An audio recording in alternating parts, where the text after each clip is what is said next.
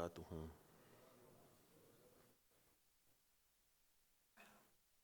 الحمد للہ رب العالمین والعاقبۃ للمتقین والصلاة والسلام علی اشرف الانبیاء والمرسلین نبینا محمد وعلی آلہ وصحبہ اجمعین، اما بعد۔ رب اشرح لی صدری ویسر لی امری واحلل عقدۃ من لسانی یفقہوا قولی۔ اللہم انفعنا بما علمتنا وعلمنا ما ينفعنا وزدنا علما۔ اللہم انا نسألک علما نافعا ورزقا طیبا وعملا متقبلا۔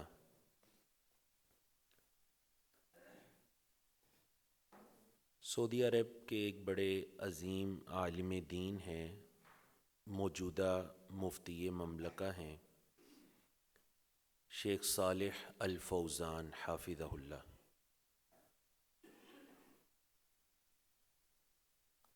ان کا ایک بڑا ہی خوبصورت جملہ ہے، وہ یہ فرماتے ہیں کہ الرمضان ینتہی وحق اللہ لا ینتہی۔ اور ایک کلپ میں انہوں نے یہ کہا کہ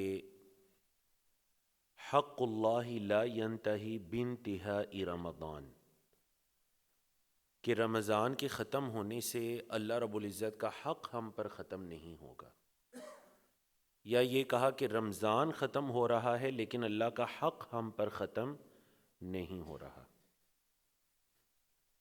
پھر اسی کلپ کے اندر میں نے یہ سنا کہ شیخ صالح الفوزان حافظہ اللہ سے یہ سوال کیا گیا کہ شیخ، اگر کوئی رمضان کے اندر روزے رکھتا ہے، نمازیں ادا کرتا ہے، اور شوال کا چاند نظر آتے ہی وہ نمازیں پڑھنا چھوڑ دیتا ہے، جس طرح کہ ہمارے ہاں اکثر یہ ہوتا ہے کہ عید کے دن فجر کی نماز سے ہی ہمارا ایک کڑا امتحان شروع ہو جاتا ہے، اللہ اکبر، اور پھر باقی نمازیں۔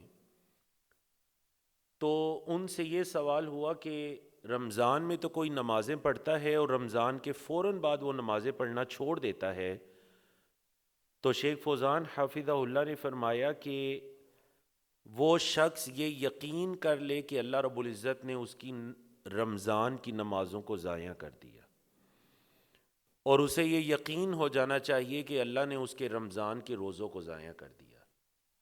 کیوں؟ کیونکہ نماز کے چھوڑنے کا حکم آپ کے علم میں ہے، اور ایک شخص بالکل نماز پڑھنا چھوڑ دیتا ہے، نماز سے اتنا غافل ہو جاتا ہے، یا پھر شوال کے ابتدائی دنوں کی نمازیں اس سے فوت ہونا شروع ہو جاتی ہیں، تو وہ خود جان لے کہ اس کا کیا حکم ہے، اللہ اکبر۔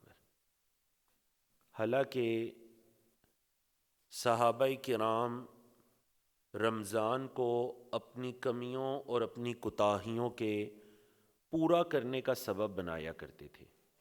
کسی عبادت کے اندر کوئی غفلت ہے، کمی ہے، تو یہ وہ مبارک مہینہ ہے جس کے ذریعے اس عبادت کے اندر غفلت، کمی کو دور کیا جا سکے۔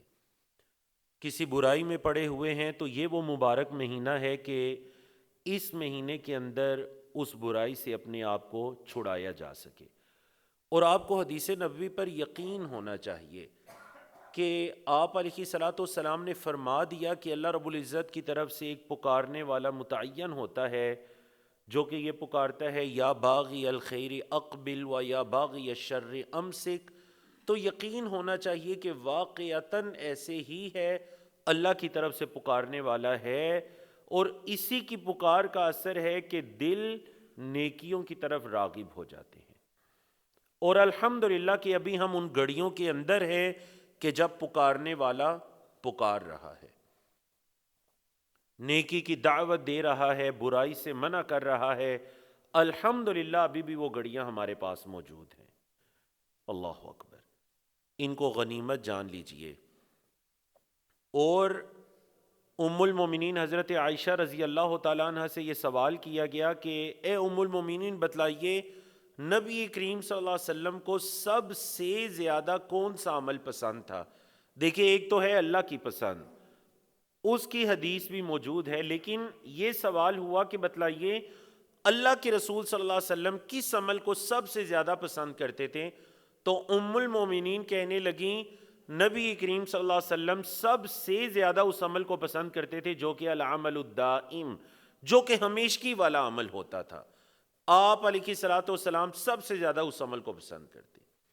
اور دوسری حدیث میں آپ صلی اللہ علیہ وسلم نے خود فرمایا کہ احب الاعمال الی اللہ ادومھا، کہ اللہ کو بھی سب سے زیادہ وہ اعمال پسند ہیں جو کہ سب سے زیادہ ہمیشگی کے ساتھ کیے جائیں۔ وَإِن قَلَّ، اگرچہ وہ تھوڑا عمل ہی کیوں نہ ہو لیکن ہمیشگی کے ساتھ کیا جائے، اللہ رب العزت کو بھی وہ اعمال بڑے پسند ہیں۔ اور آپ دیکھیے کس طرح ہمیشگی کے ساتھ ام المومنین حضرت ام حبیبہ رضی اللہ تعالیٰ عنہ ایک عظیم حدیث کی راویہ ہیں، اور حدیث الحمدللہ اس حدیث پر ہم روزانہ عمل بھی کرتے ہیں۔ آج اس حدیث کو سن بھی لیجئے کہ اللہ کے رسول صلی اللہ علیہ وسلم نے فرمایا جس نے دن و رات کے اندر 12 رکعات کو پڑھا بنی لہ بہن بیت فی الجنہ، ان 12 رکعات کے بدلے میں اللہ رب العزت جنت میں اس کے گھر کو تعمیر کریں گے، جنت کے اندر اس کا ایک گھر تعمیر کیا جائے گا۔ اللہ اکبر۔ اور یہ 12 رکعات کون سی ہیں؟ جی یہ 12 رکعات کون سی ہیں؟ سنت موقدہ، جو فجر سے پہلے کی 2 رکعات، ظہر کی پہلے کی 4، بعد کی 2 رکعات، مغرب کے بعد کی 2 رکعات اور عشاء کے بعد کی 2 رکعات۔ جس نے ان 12 رکعات کو پڑھا اللہ رب العزت جنت میں کیا کریں گے؟ اس کا ایک گھر تعمیر کریں گے۔ اللہ اکبر۔ جی ہاں جی ظاہر بات ہے، 12 رکعات کو دن و رات میں پڑھنا، 12 رکعات کو ادا کرنا۔ اب اس حدیث کی راویہ کا عمل سنیے۔ کیا میں نے نام لیا جی؟ کون راویہ اس حدیث کی؟ حضرت ام حبیبہ رضی اللہ تعالیٰ عنہ کہتی ہیں فما ترکتہن منذ سمعتہن من رسول اللہ صلی اللہ علیہ وسلم، جب سے میں نے اللہ کے رسول صلی اللہ علیہ وسلم سے اس حدیث کو سنا کبھی میں نے ان 12 رکعات کو ترک نہیں کیا۔ اب اس حدیث کو حضرت ام حبیبہ سے روایت کرنے والے ہیں عظیم تابعی حضرت عنبسہ۔ حضرت عنبسہ یہ کہتے ہیں کہ فما ترکتہن منذ سمعتہن من ام حبیبہ، جب سے میں نے ام حبیبہ سے اس حدیث کو سنا میں نے کبھی ان 12 رکعات کو ترک نہیں کیا۔ ان سے روایت کرنے والے ہیں حضرت عامر ابن عوس۔ حضرت عامر ابن عوس کہتے ہیں کہ جب سے میں نے عنبسہ سے اس حدیث کو سنا کبھی میں نے دن و رات کے اندر ان 12 رکعات کو ترک نہیں کیا۔ اور عامر ابن عوس سے روایت کرنے والے ہیں حضرت نعمان ابن سالم۔ نعمان بن سالم کہتے ہیں فما ترکتہن منذ سمعتہن من عامر ابن عوس، جب سے میں نے عامر ابن عوس سے سنا میں نے کبھی ان 12 رکعات کو ترک نہیں کیا۔ اللہ اکبر۔ دیکھیں اس طرح سے عمل ہوتا تھا صحابہ کرام کا، تابعین کا، تبع تابعین کا، حدیث پر کس طرح سے عمل کرتے کہ جب سے سنا کبھی میں نے ان رکعات کو ترک نہیں کیا، کہ اس عمل کے اندر ہمیشگی ہوا کرتی تھی۔ اس عمل کا تعلق رمضان سے نہیں ہوتا تھا کہ رمضان کے اندر وہ عمل کیا جائے اور رمضان گزرا تو بس وہ عمل بھی منقطع ہو گیا۔ حالانکہ یاد رکھیے گا عمل کی قبولیت کی جو چیزیں علماء کرام نے اس کی قبولیت کی علامات کو بیان کیا کہ اگر ایک انسان یہ جاننا چاہتا ہے کہ اس کی عبادت اللہ کے ہاں قبول ہوئی یا نہیں تو اخلاص اور متابعت کے بعد جو اگلی چیز ہے کہ اللہ رب العزت اس کو اس عبادت کی توفیق عطا کرتا ہے، اللہ رب العزت اسے اس عبادت پر ہمیشگی عطا کرتا ہے۔ یہ اللہ کی طرف سے ایک انعام اور ایک توفیق ہوتی ہے جس سے یہ پہچانا جاتا ہے کہ اس کی پچھلی عبادت اللہ رب العزت کے ہاں قبولیت کے درجے کو پا گئی ہے۔ اور اگر ایک عبادت کی اور عبادت کرنے کے بعد وہ دوبارہ اس سے غافل ہو گیا اور بالکل اس نے اس عبادت کو ترک کر لیا تو اسے اپنی پچھلی عبادت کے بارے میں غور و فکر کرنا چاہیے۔ آپ نے وہ مشہور حدیث کتنی مرتبہ سن رکھی ہوگی کہ اللہ کے رسول صلی اللہ علیہ وسلم جب اسراء اور معراج کے سفر سے واپس آئے تو نبی کریم صلی اللہ علیہ وسلم نے حضرت بلال سے یہ کہا کہ اے بلال، تم کیا ایسا عمل کرتے ہو کہ میں نے تمہارے قدموں کی آواز کو جنت میں اپنے آگے آگے سنا ہے؟ اللہ کو تو حضرت بلال نے دیکھیں، حضرت بلال کی کتنی قربانیاں ہیں اسلام کے لیے، توحید کے لیے، مارے کھائیں، کوئی بھی عمل بتلا سکتے تھے۔ کہنے لگے اللہ کے رسول صلی اللہ علیہ وسلم کوئی بڑا ایسا عمل نہیں کرتا جس کی امید لگائی جا سکے سوائے اس عمل کے کہ جب بھی میں طہارت کو حاصل کرتا ہوں، وضو کرتا ہوں، تو جتنی نماز میرے نصیب میں لکھی ہوتی ہے میں وہ ادا کر لیتا ہوں۔ تحیت الوضو کو میں پڑھتا ہوں، وضو کی رکعات کو پڑھتا ہوں۔ اے اللہ کے رسول، میرا وہ عمل ہے۔ لیکن یہ عمل کون سا عمل ہے جو حضرت بلال ہمیشگی کے ساتھ کرتے ہیں؟ تو فضیلت کیا ہے کہ نبی کریم صلی اللہ علیہ وسلم ان کے قدموں کی چاپ کو جنت میں اپنے سے آگے سن رہے ہیں۔ وہ حدیث بھی آپ نے کتنی مرتبہ سن رکھی ہوگی کہ نبی کریم صلی اللہ علیہ وسلم نے اپنی بیٹی حضرت فاطمہ رضی اللہ تعالی عنہ کو رات کو سوتے ہوئے تھکاوٹ دور کرنے کے لیے نبی کریم صلی اللہ علیہ وسلم نے انہیں ذکر و اذکار سکھلائے تھے۔ اب یہ ذکر و اذکار آپ صلی اللہ علیہ وسلم نے جب انہیں سکھلائے، حضرت علی بھی ساتھ موجود ہے، حضرت فاطمہ بھی ہیں، حضرت علی بھی ہیں۔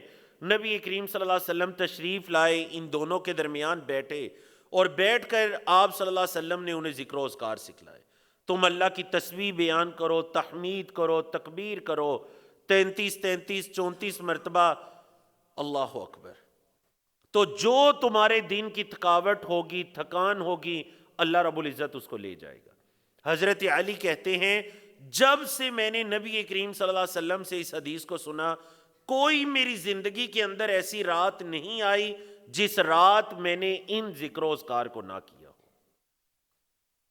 جب یہ بیان کر رہے تھے تو پوچھنے والے نے پوچھا کہ امیر المومنین، کیا جنگ صفین جو ایک بڑی آپ کی زندگی کی مشقت والی رات تھی، کیا اس رات بھی آپ اس ذکر کو کرنا نہیں بھولے؟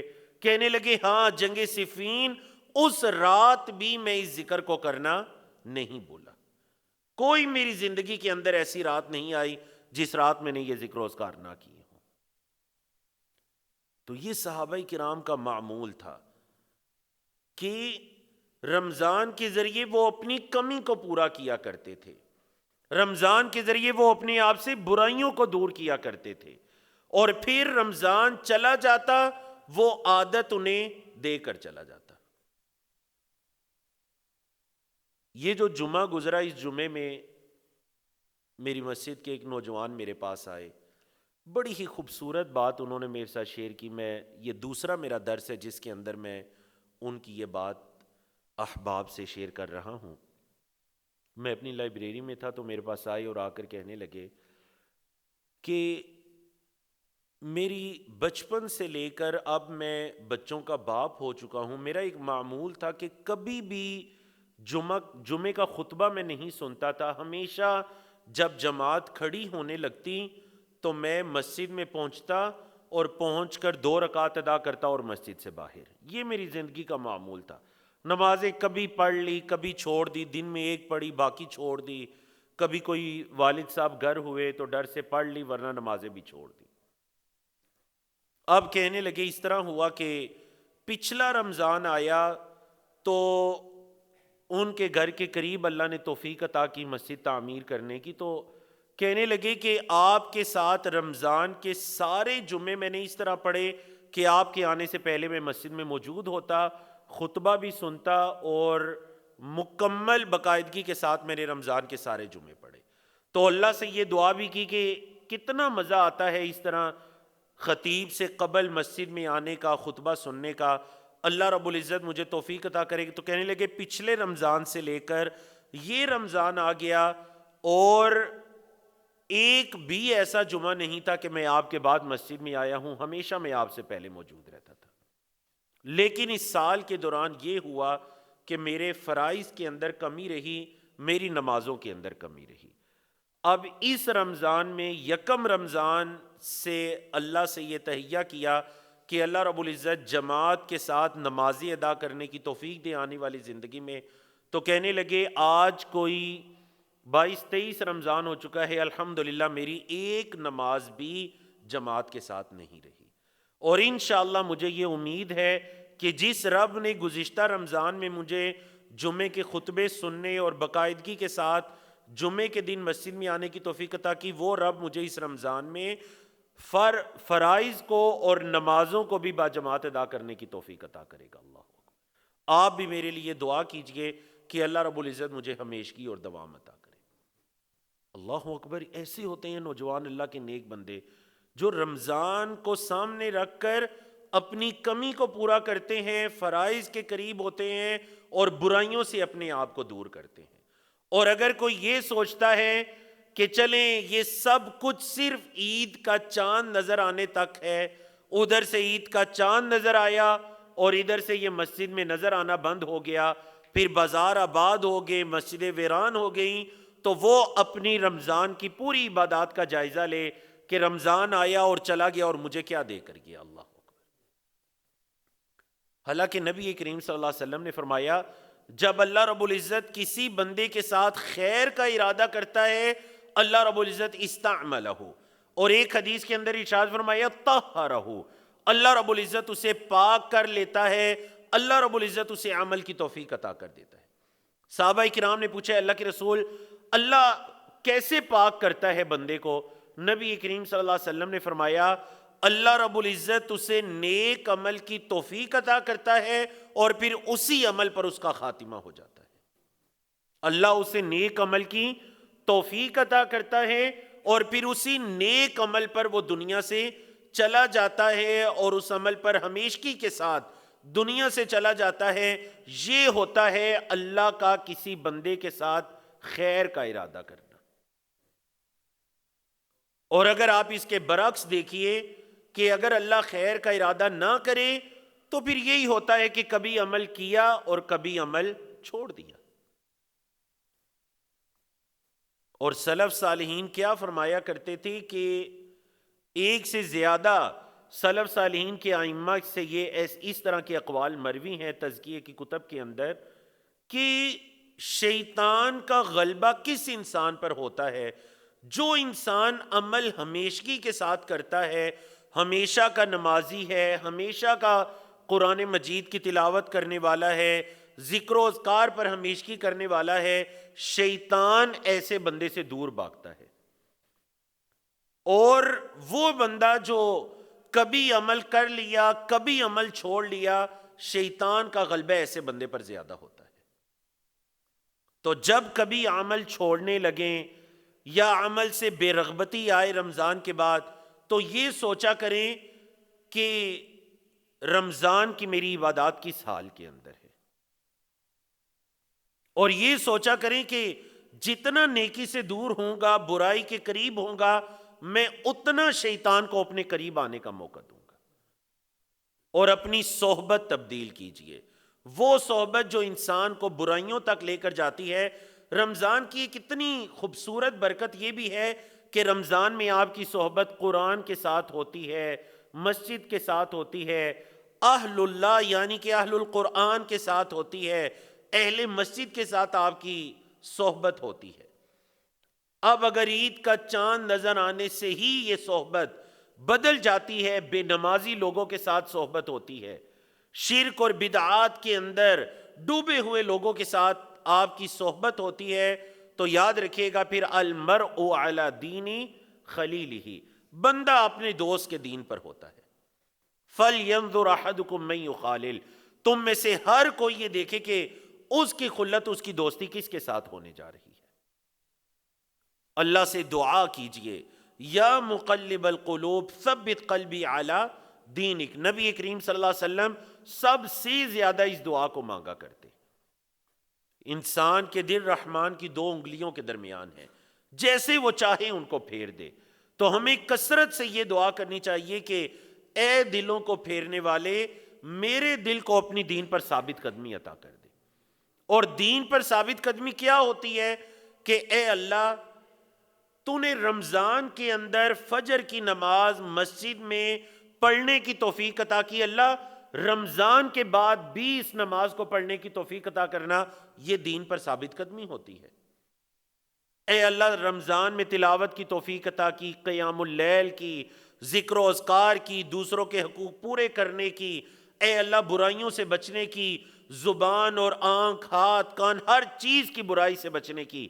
اے اللہ اب ثابت قدمی یہ ہے کہ رمضان کے بعد بھی اللہ توفیق عطا کرنا، یعنی اس دعا کو پڑھیں خاص اس چیز کو مد نظر رکھ کر رمضان کے اندر جس کو چھوڑنے کا آپ نے تہیہ کیا تھا، اور وہ برائی ہے۔ یا مقلب القلوب ثبت قلبی علی دینک۔ نبی کریم صلی اللہ علیہ وسلم کی ایک عظیم حدیث حضرت معاذ کی، حضرت معاذ کہتے ہیں کہ آپ صلی اللہ علیہ وسلم نے میرے ہاتھ سے پکڑا اور پھر فرمانے لگے یا معاذ واللہ انی لاحبک، اے معاذ اللہ کی قسم میں تجھ سے محبت کرتا ہوں۔ اے معاذ فرض نماز کے بعد یہ الفاظ کہنا مت چھوڑنا، اللہم اعنی علی ذکرک و شکرک و حسن عبادتک۔ اے اللہ میری مدد کر کہ میں تیرا ذکر کر سکوں، تیرا شکر کر سکوں، اور اے اللہ تیری اور اچھی عبادت کر سکوں۔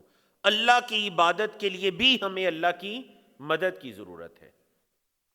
تو کثرت کے ساتھ اللہ سے یہ دعائیں مانگیں ان لمحات کے اندر، اور قبولیت کی دعائیں مانگیں، اور دوام کی دعائیں مانگیں، ہمیشگی کی دعائیں مانگیں، تاکہ یہ ماہ مبارکہ چلا بھی جائے، ہمیں اچھی عادات کا، اچھی نیکیوں کا ہمیں پابند بنا کر چلا جائے، گناہوں سے دور رہنے والا بنا کر چلا جائے۔ وما توفیقنا الا باللہ۔ اقول قولی ھذا استغفر اللہ لی ولکم ولسائر المسلمین من کل ذنب، وصلی اللہ تعالی علی نبینا محمد وعلی آلہ وصحبہ اجمعین۔